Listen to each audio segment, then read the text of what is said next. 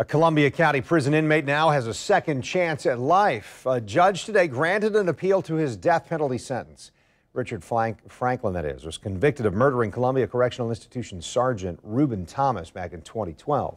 Now, this is one more fate that's been changed since earlier this year when the Supreme Court ruled that Florida's death sentencing guidelines were unconstitutional. This case is now just one of many that will be changing as the ruling takes hold.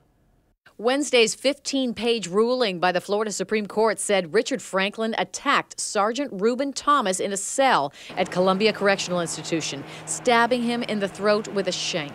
He was convicted of premeditated murder.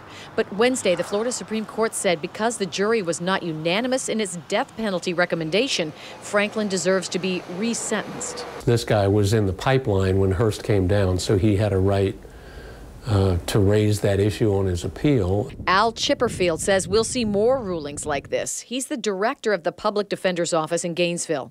The Hearst versus Florida ruling this year found the state's death penalty sentencing system unconstitutional.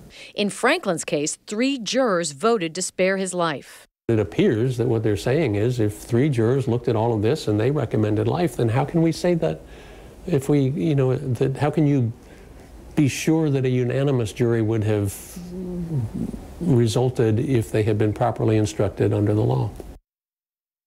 There are almost 400 inmates on death row, and the vast majority have non-unanimous jury verdicts. Other local cases that could be affected include Paul DeRosso, who was convicted in the 1999 murder of Teresa Mack. Also, John Mosley, who was convicted in the 2004 murders of his girlfriend, Linda Wilkes, and her baby, Jaquan Mosley.